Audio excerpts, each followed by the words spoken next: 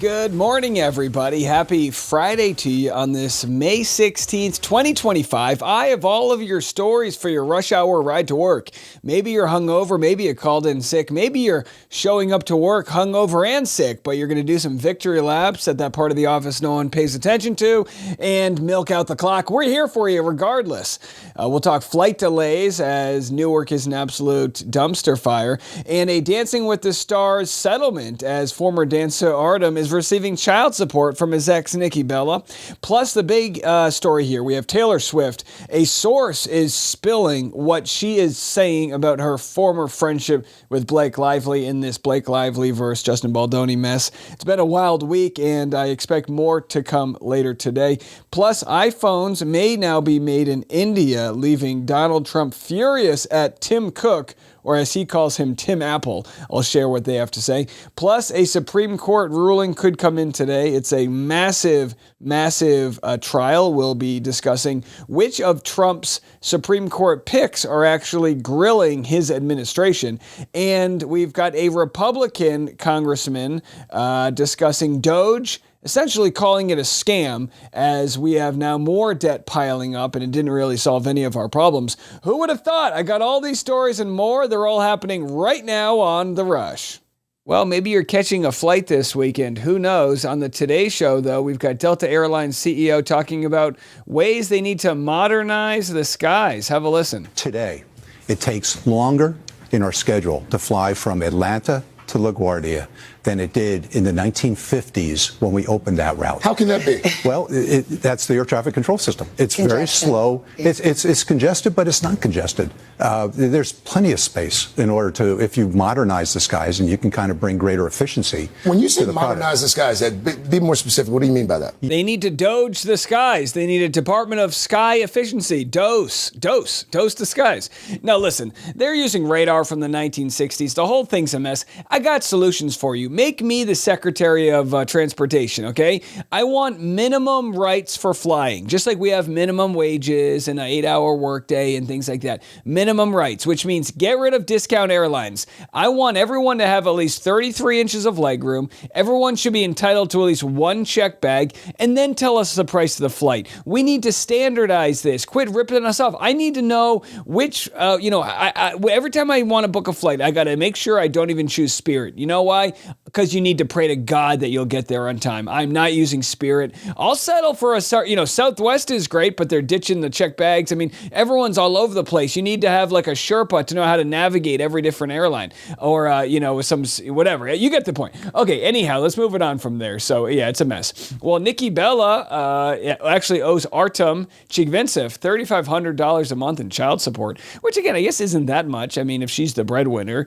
then, that's the case. Now, of course, he was arrested, you might remember, but they never charged him with that. He was arrested for DV, and then he never ended up getting charged. It was a he said, she said. But I guess she owes him another $200,000, and that's a lot of cash. But look, if she made all the money in the relationship, them's the ropes. That's how it works. I guess they don't pay these dancers that much from Dancing with the Stars. And I doubt he'll ever be back on the show, even though he's never been charged with a crime.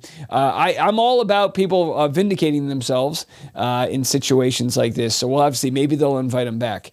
But either way, there's your Dancing with the Stars update. Now, I wanted to share our good pal, She's All Batch. I'll see them in a couple weeks in Vegas for Reality Steve's epic party that he throws. Reality Steve throws a good party. Don't sleep on Steve. Sleep with Steve. Do whatever the hell you want, Ask him first. But listen, he throws a great party. It's sold out. But here's our friends at She's All Batch explaining how infuriating it is that Bachelor producers, a show that's essentially on life support, still don't give approval to smaller Bachelor podcasts to interview members of the show. Have a listen to this. I have a TikTok in my drafts, and I have debated posting it because I call out ABC, and I basically say, like, your show is in limbo. Maybe you should change your ways this season. The fact that She's All Batch is on a list that contestants cannot go on this show unless they're off contract. So we can't interview anyone from Bachelor in Paradise, even though having them on our show would give exposure for your show and maybe help you do better. And I feel like change your ways. Like, look at other Bachelor creators. Give contestants to podcasts other than Nick Viall's. I'm so frustrated with this whole thing. Like, we don't get screeners. We don't get access to contestants. It's like they want to fail. It's true. At the very least, they should give away screeners. Now, I've had it up to here with Bachelor. I really have, mainly because the show's been very stale, and I kind of feel like rather than innovate, they've just let this ship kind of sink. You know, they could have done a lot of things to innovate the show, but this is what happens, right? It's a show that it's prestigious. We dress up. The men don't wear socks with their suits. It's like so predictable that it kind of became extremely boring. And it's been a few years since the ratings have the ratings plummet every season.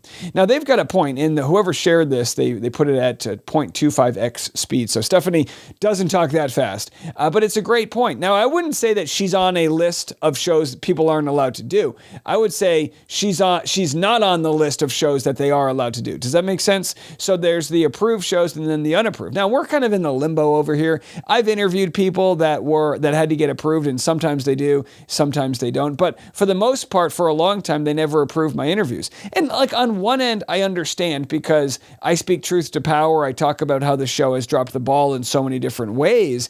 But on the other hand, yeah, it is moronic because even though She's All Batch, myself, and some of these podcasts might not have big audiences, Reality Steve has a rock solid, huge audience. And he doesn't get interviews up until like a year or two after someone's been on the show. If you're a lead, it's 2 years. If you are a contestant on the show, it's a full year since the last day the show aired. That's a long time. So you have all these contestants that are going to Bachelor in Paradise. Contestants like Susie Evans, Andrew Spencer, Justin, Kat Izzo, all people that I've interviewed. And by the way, She's All Batch, a great show. I'll pat myself on the back. I think I do an excellent interview and do it in a way that's way more interesting than some of the, state-sanctioned shows. But they don't want that to happen, and that's kind of their vibe, and the show's sinking. So, when they drive this show down into the ground, if they don't save it, we'll go move on and do other things. Because when you do watch other shows, there are some fantastic shows out there in the reality TV world. Gosh, have you watched the latest season of Temptation Island? Are you kidding me? It's like every episode is a fantasy suite. It's fantasy suite on fire. It's insane. So there's a lot of good stuff out there. And if The Bachelor doesn't make the cut, it's really the fault of these archaic sort of themes that they hold on to, and not sort of living up to the new social media world. And you might say, well, She's All Batch, Dave Neal, they don't have as big an audience as some of these other ones. So what? In the modern world of TikTok, Instagram, if somebody says something interesting, it gets seen by people and it gets hyped up. So yeah, and at least get them screeners, whatever. I've said enough. So you understand. Okay, let's move it on to my favorite reality show, Justin Baldoni and Blake Lively. Letter alleging Blake strong-armed Taylor Swift struck from the record. So we covered this yesterday. We had multiple stories. If you haven't caught up, every single one of them is, each one topples the previous in its insanity.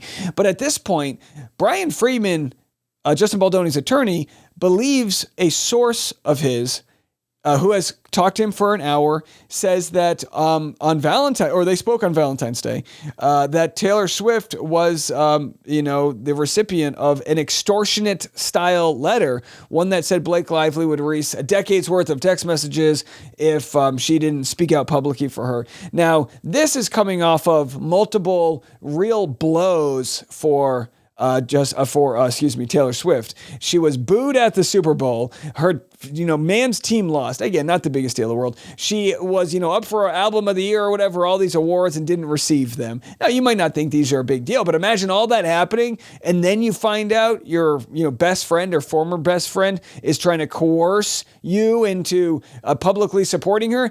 How could Blake Lively possibly try to coerce Taylor Swift into supporting her? What is she going to say? I've got dragons? It's like, you're talking to one of your dragons, Khaleesi. So anyhow, I'm going to share what Taylor Swift's sources have said in response to this story. Now, if Taylor Swift wanted to, stand by Blake Lively and completely reject this story, she could. She chooses not to. That coming next. Well, here it is, your Friday special, an exclusive in People. Taylor Swift and Blake Lively's friendship has halted. The singer wants no part in this drama. Why do I feel like Halted might be the name of Taylor Swift's new album? Either way, insiders shed light on where the longtime friends stand amid Lively's ongoing legal battle with Baldoni. And again, you might say, well, these sources, this could all be made up. Maybe, but also there would be sources for Taylor Swift's camp if she did want to reject a lot of what's being said out there.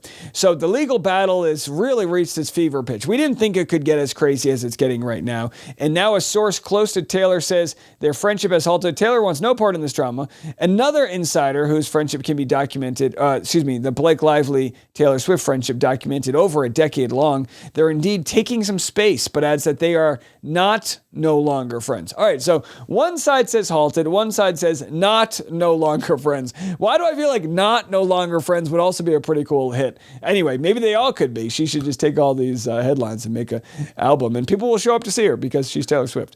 In late April, the source told People that Swift was really hurt after being implicated in Lively's legal fight, but that the stars were working to put it all behind them. Yeah, but this happens, right? You see breakups where people try to go to marriage counseling, and then they're like, look, I can't get over that issue. You cheated on me with the gardener or whatever the hell, is going on in your telenovela. And then eventually you're like, well, we irreconcilable differences, right? Isn't that what it's called? What they need Owen Wilson and Vince Vaughn, right? From Wedding Crashers, because they're there to mediate people that are going through divorce. They need breakup coaches. And that being, of course, Blake Lively and Taylor Swift, right? Friends need breakup coaches too. Or, if you're friends with someone, you could just post a real passive-aggressive message about them on Instagram. But okay, so let's move it on from here.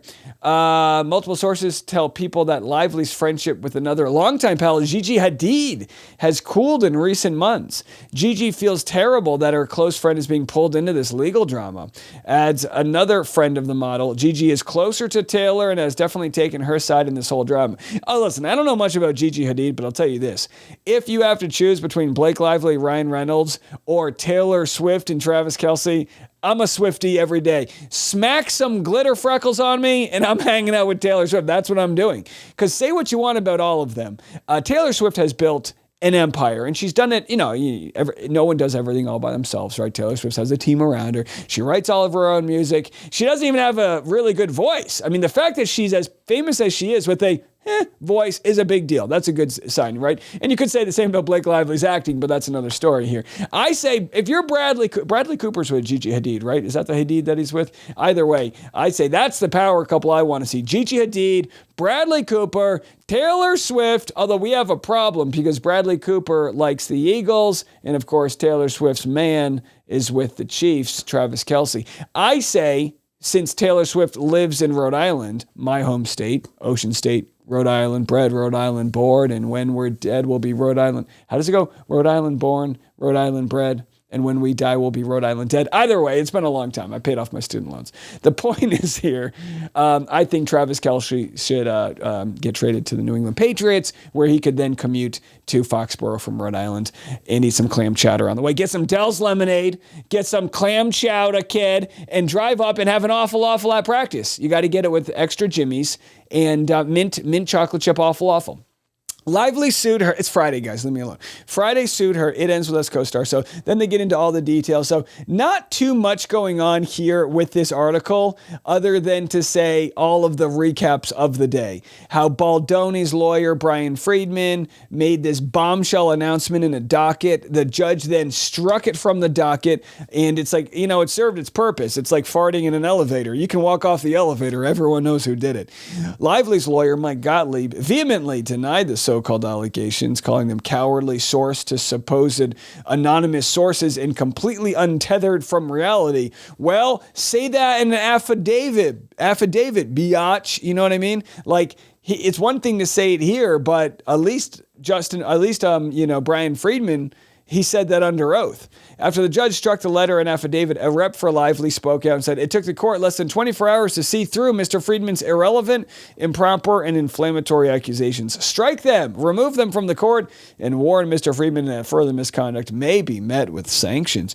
Ooh. Ooh, sanctions. I would love to see a couple of those. Either way, again, all of this huffery and puffery and nothing coming from Taylor Swift publicly supporting her friend. Hey, Blake, if you're listening, I think the silence is deafening. I think we understand whose side she's on. So either way, interesting stuff. We already covered the Gigi Hadid stuff. And again, good pal without a crystal ball, of course, been covering this case vehemently. And I just wanted to share what she had to say. She shared this article, Blake Lively and Taylor Swift's 10-year friendship is 100% done, with another A-list pal cutting ties next.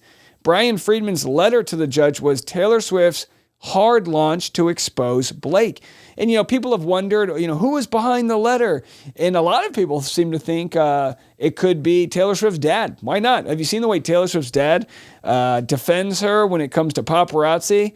In Australia, I think he pushed a paparazzi. They took it to court. So he's there protecting his daughter, and he's saying, this is wrong. And he's like, I'm going to call Mr. Brian Friedman, power attorney. Without a crystal ball, wrote, Taylor Swift's PR is working overdrive to let the world know that Blake is dead to Taylor for what she's done. In case you were wondering, Blake threatened... Okay, so then they get into the whole story and share this Daily Mail quote. There is no recovering from this. Their friendship is done, the insider said. What Blake has done was exploit the godmother of her children and manipulate the public into thinking that she was watching out for her best interests. Taylor is done and Gigi is done with Blake, and she has no one to blame but herself.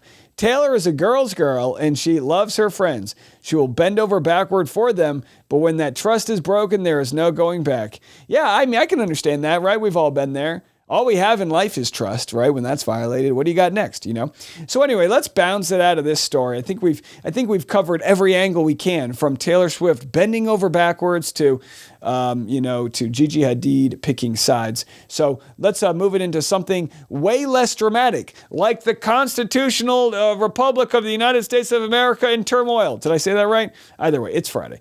The Republican bill that is asking to raise the debt ceiling by $5 trillion is being questioned right now by Rand Paul, which is interesting because he seems to be one of the few Republicans that's actually trying to do small government, right? It used to be Republican policies that you would try to limit government spending and, reduce the deficit. And of course, I think the last president to balance the budget was that Bill Clinton? All right. Did I just do Matthew McConaughey? All right. With a Bill Clinton thumb. Either way, here's Rand Paul. Here's what he had to say about the hypocrisy of what they're asking him to do. What do you need to see in this bill to be on board? The problem is it's asking conservatives like myself to raise the debt ceiling $5 trillion. That's historic. No one's ever raised the debt ceiling that much. It will be a record for Congress to raise the debt $5 trillion. But also it indicates that this year the deficit will be over $2 trillion, but it means they're anticipating close to $3 trillion for the next year. It's really a slap in the face at those of us who are excited about Elon Musk and Doge and all the cuts. Where are the cuts? If the cuts are real, why are we going to borrow $5 trillion? Senator, what do you need to show me the cuts? No, he's got a great point, right? Doge ended up cutting, I think, 3% of what they said they were going to do. And really, it was just, it was just a massive way for, them to gain control of systems, break it down, Department of Education, USAID. And when all these cuts were made, what happened because of it? Plenty of American companies are going under. Farmers that were subsidized by USAID can no longer sell their honey. So many different situations. And you're telling me not only did Doge not work, as far as it didn't really save any money, but we're actually spending more money. Trump's going to ask for over $1 trillion for the Department of Defense. Where was the Doge cuts to the Department of Defense? This is where you lose me. This is one of those instances, if you're a Republican out there, it's like, look, God bless you, right? You want small government, you want states' rights, whatever the hell you want, right? All these things they say they talk about. They want morality out there, right? That got thrown out the window. But if that's what you want, why aren't people calling this out? You get whataboutism. Well, but Biden did that, whatever. But it's like, why aren't you doing what Rand Paul is doing, which is to say, I won't be voting for these things that are adding more debt to our country, more tax cuts for the ultra wealthy, and yet the bottom tax brackets are, in some cases, going to have to pay 70% more taxes. What? Now, look, I'm kind of neutral in all of this because I pay whatever the taxes are that I have to pay. I want my taxes to go to help people. I don't want the rich to pay a smaller percentage of taxes than the poor. I want people to get back on their feet so that they contribute in society, so that they have money to spend, so that they can live a healthy, American dream style life. But we can't do that if we're going to increase the debt, and this is all being done under Republican leadership. Are we mad? I'll tell you who's mad. Donald Trump is mad at Tim Apple, as he calls him, Tim Cook, CEO of Apple, who says they might be moving some Apple operations from China to India. I had a little problem with Tim Cook yesterday. President Donald Trump isn't pleased with Apple CEO Tim Cook after the company's decision to move production of iPhones sold in the U.S. from China to India. I said to him, Tim, you're my friend. I treated you very good. You're coming in with $500 billion, but now I hear you're building all over India. I don't want you building in India. The decision was made to avoid paying higher tariffs, which the company says could add $900 million to its costs this quarter. I said, Tim, look, we've treated you really good. We put up with all the plants that you built in China for years. India can take care of themselves. They're doing very well. We want you to build here, and they're going to be upping their production in the United States. Apple. So Apple's already in for $500 billion, but they're going to be upping their production. Apple didn't immediately respond to CNN's request for comment. And look, this is what's going to happen, right? You put tariffs in one country, they're going to move somewhere else. It's not the 1950s where you tariff them and well, we better come back to the United States. These are global corporations. This is the multinational world that we live in of globalization, right? I'm no rocket scientist here. I took a couple econ classes in college, and what you realize is, some products you might be able to encourage to come back here through incentives, but not through the sort of bully tactics that they're doing with these tariffs. They just don't work, as is being proved by Apple. They are not going to be building iPhones in the US. I don't care how many people want to leave comments on my videos. Hi, how are you? Thanks for subscribing. I think we're going to hit 10,000 on TikTok today. I don't care how many people are going to say, well, then I'll buy so-and-so. No. That's just not the world we live in. It's not going to happen. And the companies that will move back to the U.S., if some do, can take anywhere from 10 to 12 years to kind of reestablish their factories and warehouses here. But it's not going to be tech. They develop the technology here. That's where a lot of the money is. And I don't see any Americans working in iPhone factories. I just don't. And if people want to complain about the workers' rights in China, I understand. There's plenty in the apparel industry that have bad, records for workers' rights. I totally understand that. Be the change you want to see in the world. Get rid of your phone if that's the case. All right, let's move it on. Here, this is a fun one. We have Michelle Obama revealing very big insider information about Barack Obama. Have a listen to this. The change in temperature is wild. For any woman, anytime, but especially at this age. It's a battle with a partner, right? Mm-hmm. Because he's always cold. And I'm like, do not touch. And sometimes I wake up hot and I'll wake him up. Did you touch the thermostat? You touched the thermostat, didn't you? He's like, it didn't, I swear to God. He now knows. He's afraid of the thermostat. Yeah, I made the mistake where I got one of those digital thermostats and I have an app that connects to my phone so my wife can just hit a few buttons. I'm like, what are you doing over there? And I hear the HVAC kick on and I'm like, golly. And I'm like, every time, if she, opens a window, I'm like, you're setting a draft. I'm paying the electricity. Shut that window. We're staying inside today. But hey, that's what life is like, right? You get married and you have to argue about the weather. My wife has these extremities. I don't care. It could be the hottest day of the year. She's just got these cold ass witch fingers. And I'm like, woman, where's your blood flow? Do some jumping jacks for God's sakes. All right, moving it along. So this is a really interesting story and kind of hard to cover here, but we've got audio. I'm going to share some of it, some of the audio from the Supreme Court. Birthright citizenship is the law, says Justice Amy Coney Barrett, as she presses Trump's Solicitor General in heated debate. So Amy Coney Barrett, and we don't have the ruling in yet, so we don't know how they're ruling, but several of the Supreme Court justices that have previously, that were anointed, if you will, by King Trump, are now possibly turning their back on him, which is a good thing. Judges should be impartial. That's why you elect them for life. But, generally speaking, you're going to elect a couple conservative judges. They're going to view the world from that angle. But birthright citizenship is the law.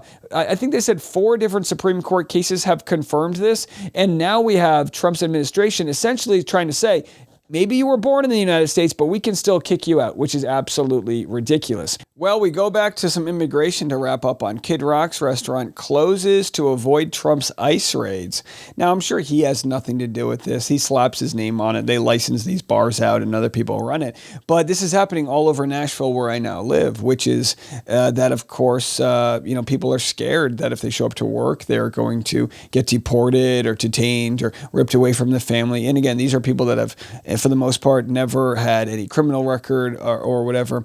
And restaurants are just closing down to say, look, we don't want you in our kitchens trying to figure out what's going on. And you might say, yeah, Dave, but if you're illegal here, you shouldn't be working and whatnot. It's like, yeah, sure, maybe that's the case. But we've lived in a system for a long time that has had a hard time with immigration laws to a sort of, in good faith, get people through the system, right? They come here and then they try to do all of the things. And I know friends that have spent tens of thousands, even hundreds of thousands of dollars to try to get the right representation, to go through the court the right way. And it's maxed out. So I think a better scenario than what's going on with all these raids is to beef up the system so that people can be processed, and people that don't have bad, violent criminal records, we can find out how they can be functioning members of society. That's just my opinion. Well, Medicaid cuts could be happening as the government looks for $800 billion to slash so they can have tax cuts for the rich. And people are speaking, and the polls are shocking how much people agree on the left and on the right that this is a bad idea. Do Americans think of these proposed potential cuts to Medicaid we're looking at here? The politics of this are so bad, it literally blows my mind. That is what the American people think of this. Major spending cuts to Medicaid. Look at this. 76% oppose. Just 24% favor major federal spending cuts to Medicaid. To give you an idea of how big this 76% is, in a separate poll I looked at it, George Washington's favorable rating is 78%. Basically, the exact same percentage of Americans who are opposed to major cuts to Medicaid on the federal level.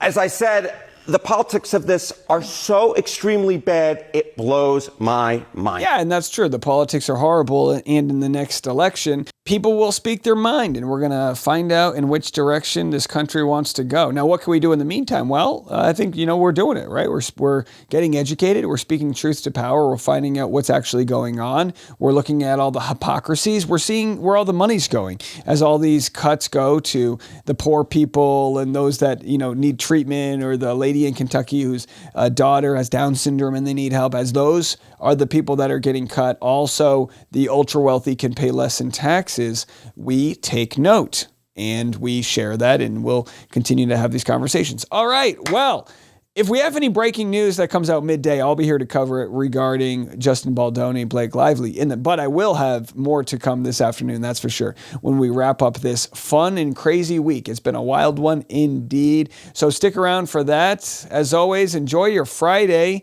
at work. Put some Baileys in your coffee, and maybe hit on that coworker you've been making eye contact with. I don't care. I don't work for you. You don't need to send me to HR. If you do get sent to HR, tell them to go check out the Rush Hour podcast and said, Dave Neal said it was okay. All right, that's it for me. We'll see you this afternoon. I'm Dave, and this is The Rush.